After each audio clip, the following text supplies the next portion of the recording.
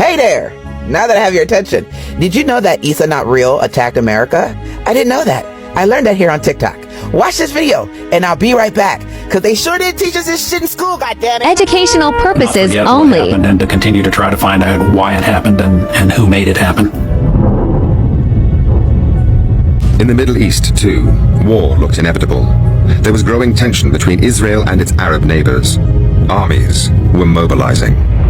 Israel promised the White House they would not attack first, but on the 5th of June, they jammed radar sets at the U.S. Embassy in Tel Aviv, so the Americans couldn't detect their jets taking off to launch a surprise assault on Egypt. Meanwhile, the USS Liberty was sailing across the Mediterranean into the war zone. Liberty was a state-of-the-art intelligence-gathering vessel of the time, and what we did is we were a listening ship. I was listening to the chatter the night before. They knew it was an American ship that came into the area. They knew who we were. 5:15 a.m., first light. The ship's log recorded an Israeli photo reconnaissance plane flying over the Liberty. It was easily identifiable as a NOR-Atlas aircraft, and those are photo reconnaissance aircraft. Israeli records obtained by Al Jazeera show that their reconnaissance plane reported the Liberty as an American spy ship, hull number GTR-5. Well, I was on the bridge. I'm John Scott. I was the damage control officer. I circled the ship, kind of in a broad circle, and headed back towards Israel. Israeli planes then continued to fly over the Liberty all morning.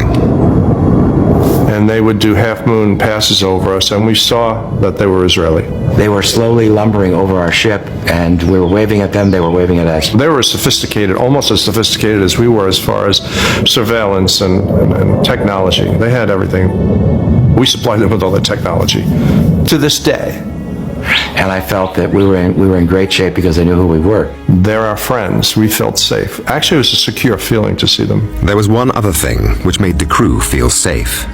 We had an American flag flying the standard, and then we put up the holiday colors, which is a huge American flag.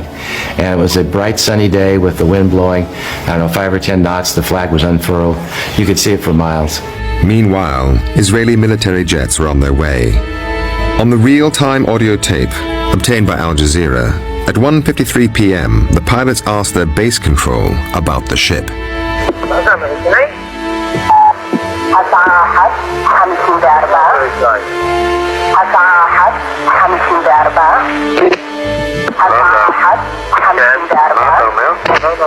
The USS Liberty was the only ship of any size in the area.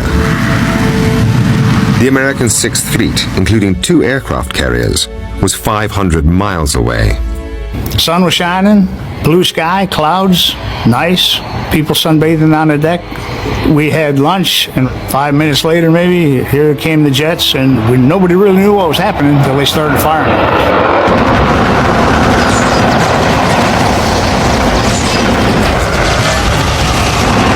The captain said to me, alert the forward gun mounts, we're under attack.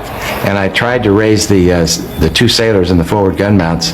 I looked out and they were blown to pieces by the rocket. When the attack started and we realized that we needed help, we tried to communicate with the 6th Fleet. They were jamming both our distress frequencies and our tactical frequencies.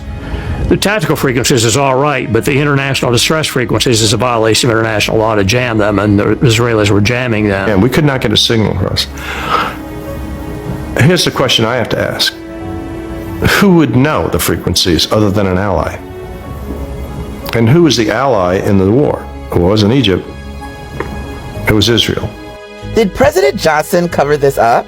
A former Navy attorney who helped lead the military investigation of the 1967 Israeli attack on the USS Liberty that killed 34 American servicemen says former Lyndon Johnson and his Secretary of Defense, Robert McNamara, I hope I'm saying that right, ordered that the inquiry conclude the incident was an accident. But according to retired Admiral Thomas Moore, it was one of the classic all-American cover-ups. Why in the world would our government put Israel's interests ahead of our own? Good question. He asked from his wheelchair at the news conference. He was chief of naval operations at the time of the attack. In Captain Boston's statement, he does not say why Johnson would have ordered a cover-up. Later, in a phone interview from his home in Colorado, California, Boston said Johnson may have worried the inquiry would hurt him politically with Jewish voters. Moore's panel suggested several possible reasons Israel might have wanted to attack a U.S. ship. Among them, Israel intended to sink the ship and blame Egypt because it might have brought the United States into the 1967 war. God damn!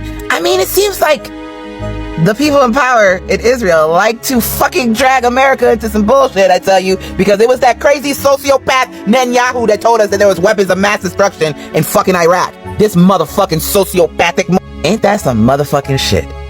Boy, the more I learn, the more I learn. Let me know what you guys think in the comment section. Holy fucking shit, though. Holy fucking shit. I want to thank the person I'm gonna put on the screen. They're the ones that made the comment, but I couldn't find the comment, but luckily I saved your tag. So thank you for showing me that.